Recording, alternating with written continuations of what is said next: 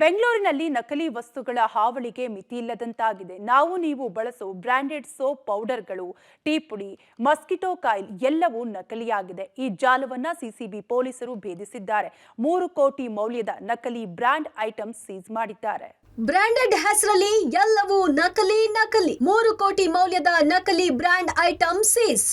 ನಿತ್ಯ ಮನೆಗೆ ಬೇಕಾಗೋ ವಸ್ತುಗಳು ಅಂದ್ರೆ ಡಿಟರ್ಜೆಂಟ್, ಸೋಪ್, ಆಯಿಲ್, ಟೀ ಪುಡಿ, ಮಸ್ಕಿಟೋ ಕಾಯಿಲ್ ಇವುಗಳ ಗುಣಮಟ್ಟ ಚೆನ್ನಾಗಿರ್ಲಿ ಅಂತ ಜನ ಬ್ರಾಂಡೆಡ್ ಕಂಪನಿಗಳ ವಸ್ತುವನ್ನ ಖರೀದಿ ಮಾಡ್ತಾರೆ. ಆದ್ರೆ ನೀವು ಬಳಸೋ ಐಟಂಗಳು ಒರಿಜಿನಲ್ ಅನ್ನೋದನ್ನ ಕನ್ಫರ್ಮ್ ಮಾಡ್ಕೊಳ್ಳಿ.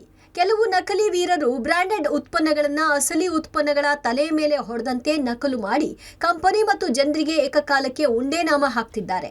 ಕಾಟನ್ ಪೇಟೆಯ ಗೋಡೌನ್ನಲ್ಲಿ ನಕಲಿ Surf Excel, Rin, Wheel, Ariel, Tide, Good Knight ಮತ್ತು ಆಲ್ ಔಟ್ ಜನಪ್ರಿಯ ಎಫ್ಎಂಸಿಜಿ ಉತ್ಪನ್ನಗಳನ್ನ ಇಟ್ಟು ಮಾರಾಟ ಮಾಡ್ತಾ ಇರೋ ಬಗ್ಗೆ ದೂರು ಆಧರಿಸಿ ಸಿಸಿಬಿ ಅಧಿಕಾರಿಗಳು ಗೋದಾಮು ಮತ್ತು ಮಾದನಾಯಕನಹಳ್ಳಿ ಠಾಣಾ ವ್ಯಾಪ್ತಿಯ ಕಾಚೋಹಳ್ಳಿಯ ಕಾರ್ಖಾನೆ ಮೇಲೆ ದಾಳಿ ಮಾಡಿ ಕೋಟಿ ಬೆಲೆಯ ನಕಲಿ ಉತ್ಪನ್ನಗಳನ್ನ ಸೀಸ್ ಮಾಡಿದ್ದಾರೆ.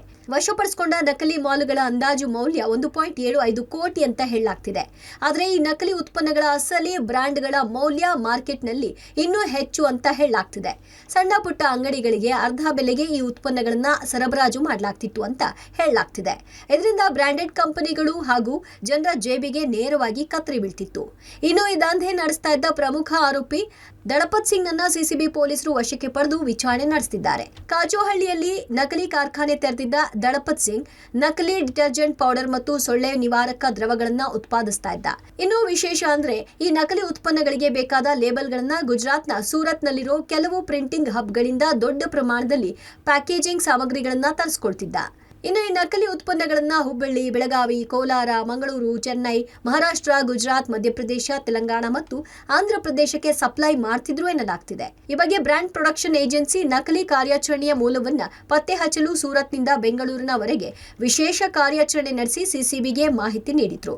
ಬ್ರಾಂಡ್ ಸೆಕ್ಯೂರಿಟಿ ಏಜೆನ್ಸಿ ಸಂಗ್ರಹಿಸಿದ ಗುಪ್ತಚರ ಆಧಾರದ ಮೇಲೆ ಸಿಸಿಬಿ ಪೊಲೀಸರು ಕಾಟನ್ಪೇಟೆಯ ಗೋದಾಮು ಮತ್ತು ಕಾಚೋಹಳ್ಳಿಯ ಉತ್ಪಾದನಾ ಘಟಕದ ಮೇಲೆ ದಾಳಿ ನಡೆಸಿ ಕೋಟ್ಯಾಂತರ ಮೌಲ್ಯದ ನಕಲಿ ಉತ್ಪನ್ನಗಳು, ಯಂತ್ರೋಪಕರಣಗಳು ಮತ್ತು ಕಚ್ಚಾ ವಸ್ತುಗಳನ್ನ ವಶಪಡಿಸಿಕೊಂಡಿದ್ದಾರೆ.